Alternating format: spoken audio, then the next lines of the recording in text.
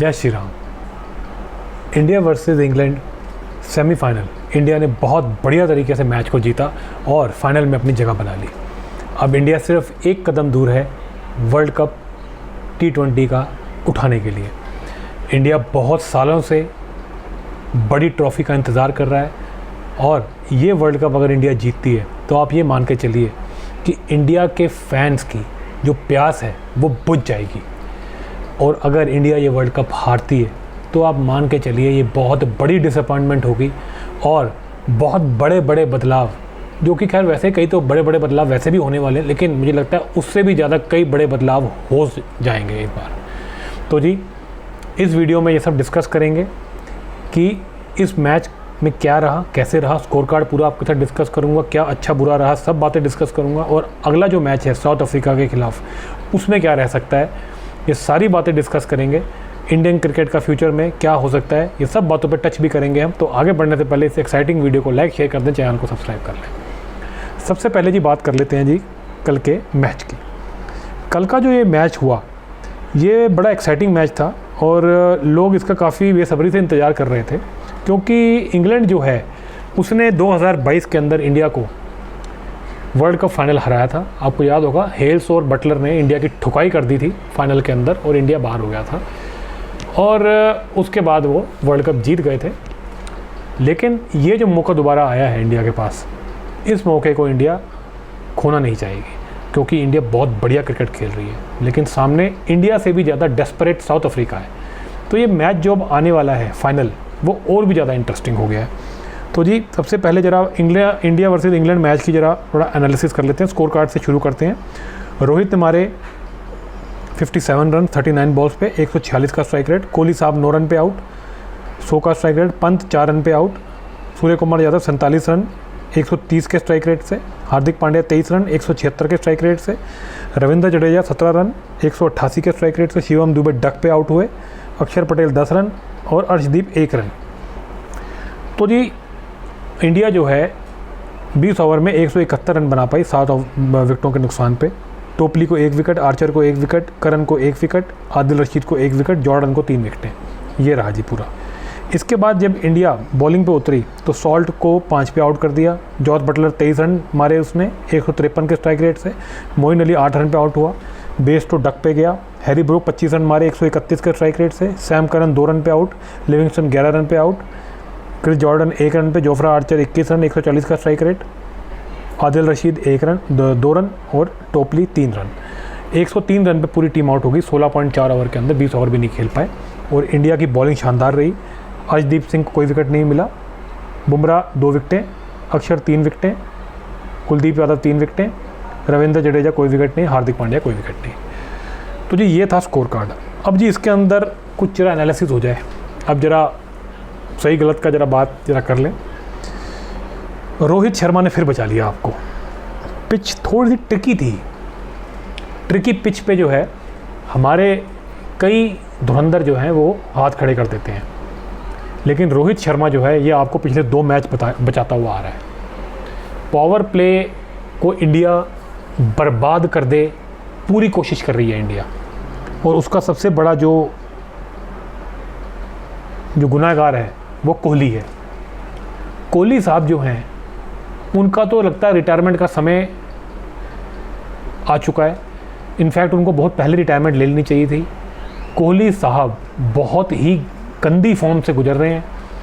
उनका मेंटल जो सेटअप है इस पर्टिकुलर फॉर्मेट में और इस इंडियन टीम के अंदर वो बैठ ही नहीं रहा है। बहुत बड़ी बात बोल रहा हूँ, कोहली साहब को ड्रॉप कर देना चाहिए था पहले ही।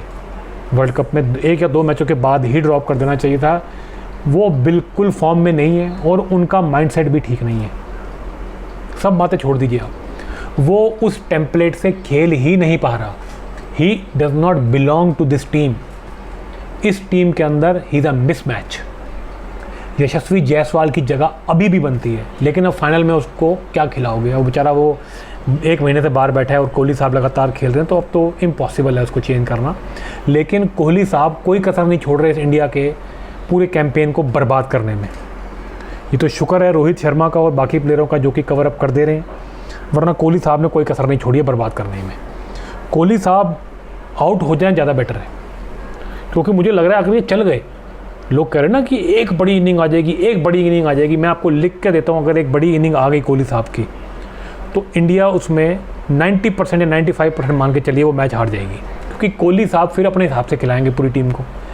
और अगर टीम इनके हिसाब से खेलेगी तो वही रिजल्ट आएगा जो कि आरसीबी को मिला या जब इसकी कप्तानी में इंडियन टीम थी जो उसको मिलता था, यानी कि 0 सन्नाटा। कोहली साहब जो हैं वो बहुत बड़े प्लेयर हैं और कोहली साहब जो हैं वो अपने हिसाब से टीम को चलाते हैं, तो इस वजह से वो अपने रन तो बना लेते हैं, टीम का सत्यानाश कर देते हैं इस फॉर्मेट के अंदर। ये फॉर्मेट अब चेंज हो चुका है और जो कोहली साहब हैं उनकी जो खेलने की जो स्ट्रैटेजी है वो आउटडेट हो चुकी है। इस बात को वो मान तो चुके हैं, लेकिन उनसे अब खेला नहीं जा रहा नए तरीके से, अब वो नहीं होगा। तो कोहली साहब को अब बाय बाय करने का टाइम आ चुका है। तो वो पिछले 1 साल से चुका है, लेकिन फिर भी इन्होंने ज़बरदस्ती उनको खिला लिया। तो जी मेरी बात जो थी वो यही थी कि हम वर्ल्ड कप जीतने के चांसेस हमारे बहुत कम है, क्योंकि ये इस तरह के प्लेयर, कोहली साहब, जडेजा और हार्दिक पांड्या का भी मैंने नाम लिया था कि ये एजेड प्लेयर हैं, ये अब उस लेवल पे नहीं खेल सकते। हार्दिक पांड्या ने तो मुझे गलत साबित कर दिया, लेकिन जडेजा और कोहली साहब तो पूरी तरीके से लगे हुए हैं कि बर्बाद करवा दें इस इंडियन टीम को। तो जी ये तो था पहला मेरा क्रिटिकल व्यू कोहली साहब के ऊपर। अब ये आगे बात कर लेते हैं पंत की। थोड़ी फॉर्म कोई बात नहीं, 2 मैचों में नहीं चला है, लेकिन वो लड़का ठीक एटीट्यूड से खेल रहा है, वो कर जाएगा वापसी। अब अगली बात कर लेते हैं जी हार्दिक पांड्या साहब की। पांड्या साहब ने जो कमबैक करा है मानना पड़ेगा, वो लड़का भी टीम के लिए खेलता है। उसकी जिस तरह की इनिंग कल उसने खेली, ऐसी इनिंग से लगता है इस लड़के को कैप्टन बना देना चाहिए। वो इतनी सेल्फलेस इनिंग्स खेली और जो 2 छक्के उसने मारे जिस टाइम पे मारे, अगर वो ना मारे होते तो आप देखते इंग्लैंड आप पे चढ़ के खेलती। इंग्लैंड का जो कॉन्फिडेंस डाउन हुआ वो हार्दिक पांड्या के वो 2 छक्कों की वजह से हुआ, जो सही टाइम पे आए और बिल्कुल कॉन्फिडेंटली आए। इम्पॉसिबल शॉट्स मारे उस लड़के ने, पूरा जान ठोक दी। बढ़िया बॉल थी वो सारी, एक तो नीचे रह गई थी, उस पर फ्लैट छक्का मारा, ब्रिलियंट शॉट, टीम को जिताने वाला शॉट। और दूसरा जो उसने छक्का मारा आउटसाइड द ऑफ स्टंप रख के पूरी जान लगा दी, पूरी कमर का जोर लगा दिया उस लड़के ने और ग्राउंड से बाहर चली गई बॉल। कमाल का छक्का। तीसरा फिर वो ट्राई कर रहा है, जो कि मुझे लग रहा था वो गलत था, उसको नहीं ट्राई करना देना चाहिए था। एक सिंगल लेकर के फिर अगले ओवर के अंदर वो ऐसे ही छक्के मारता, लेकिन उसने फिर सेल्फलेसली उठाने की कोशिश करी, वो कैच हो गया। तो ये हार्दिक पांड्या को 3 चीयर्स। मेरे को उसने गलत प्रूव किया। मैं थोड़ा सा उसको लेकर के डाउटफुल था कि पता नहीं वो फिटनेस उसकी अब है कि नहीं है, और वो फॉर्म में भी नहीं लगा हुआ था, लेकिन ज़बरदस्त हार्दिक पांड्या ने सारे डाउट्स दूर कर दिए हैं। कमाल खेला वो लड़का। जीत में बहुत बड़ा हाथ हार्दिक पांड्या का था। उसके बाद ही बात करते हैं सूर्या की। जबर खेला वो, सिचुएशन के हिसाब से खेला। सूर्या से यही एक वो होती है कि सिचुएशन के हिसाब से नहीं खेलता, लेकिन कल वो सिचुएशन के हिसाब से खेला। 130 के स्ट्राइक रेट की ही ज़रूरत थी, वो उसी पे खेल का बहुत बढ़िया रन बनाया उसने, 47 रन बनाए।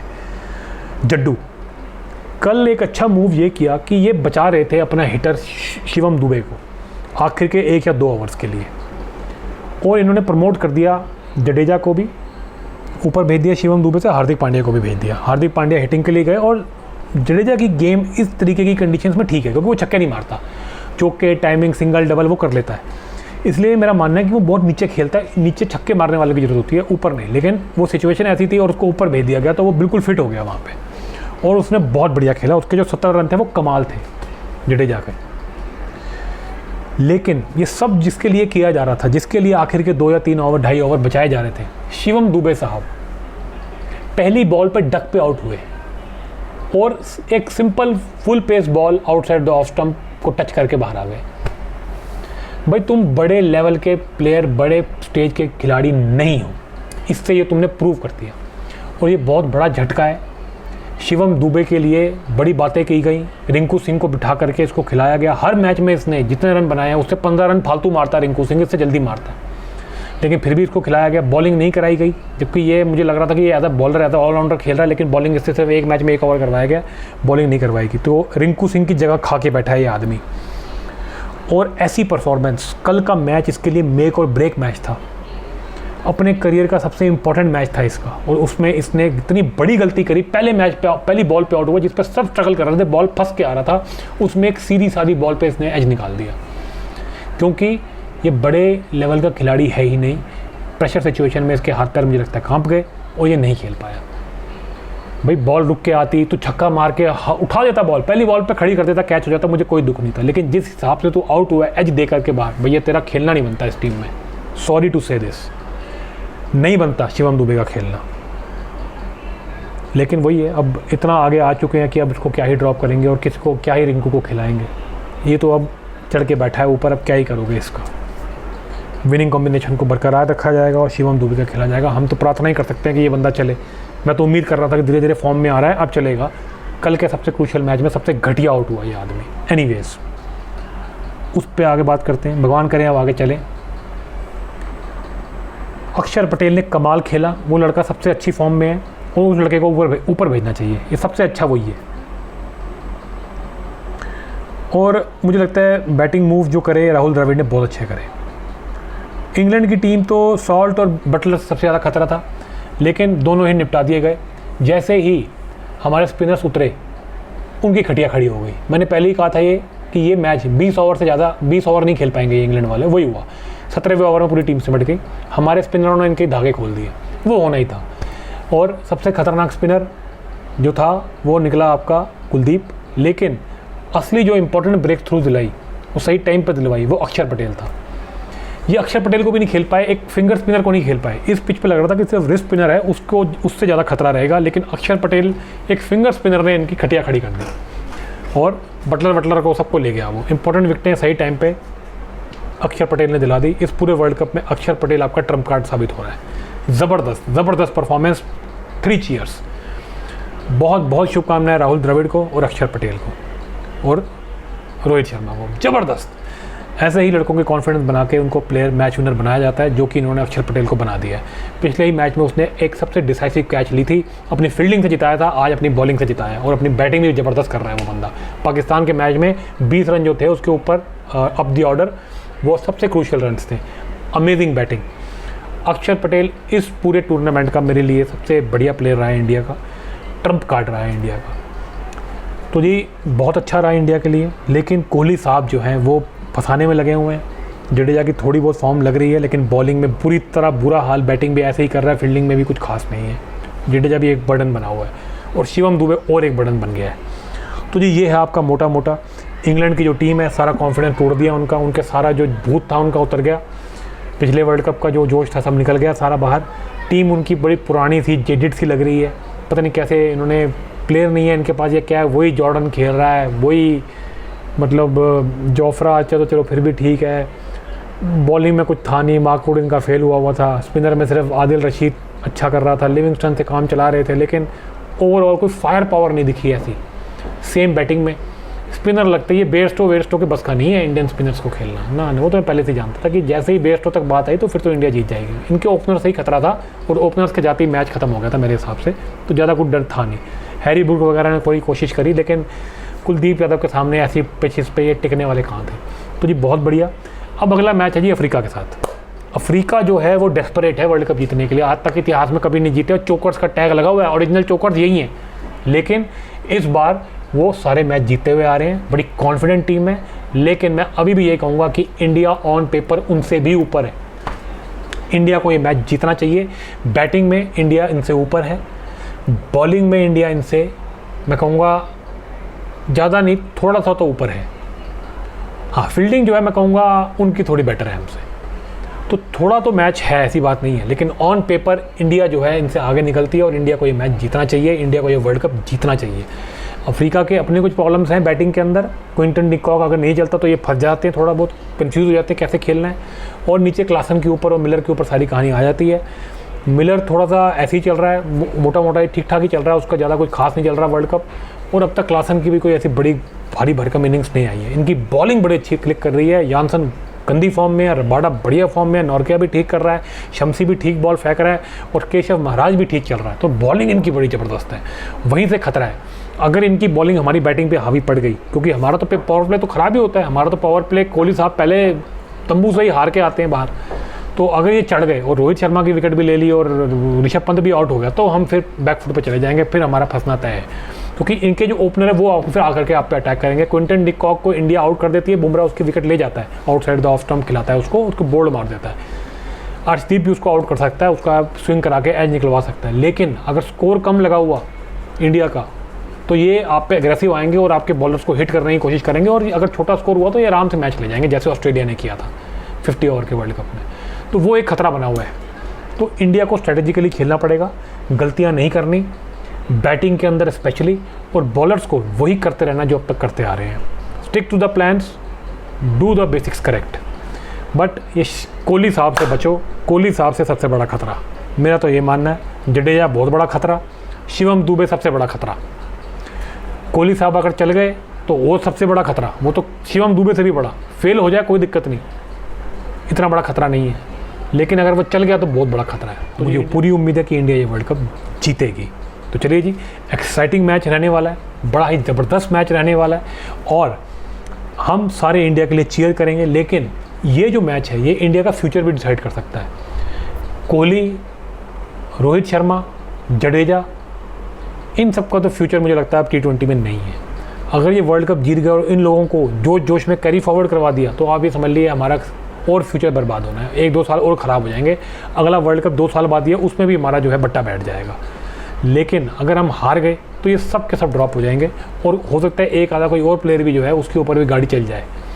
शिवम दुबे का तो मुझे मुश्किल लग रहा है, अगर उसने फाइनल में कुछ नहीं किया तो मुझे लग रहा है उसका भी करियर ख़त्म है। राहुल द्रविड़ तो जा ही रहे हैं, गौतम गंभीर आएंगे, नए सिरे से टीम बनेगी, नया कैप्टन आएगा, सब कुछ नया होगा। तो ये है, बट ये है मुझे लगता है कि अगर ये वर्ल्ड कप जीत गए तो हो सकता है कोई कोहली या ये रोहित शर्मा कंटिन्यू न करते हैं, वैसे तो इनको नहीं करना चाहिए। बस यही है, बट यही है कि अगर आप जीत जाते तो आपका कॉन्फिडेंस बढ़ जाएगा, और आने वाली जो नई टीम होगी उसका भी कॉन्फिडेंस हाई रहेगा। तो यही है उम्मीद कि इंडिया अपना फ्यूचर भी अच्छा करे और इस वर्ल्ड कप को जीते।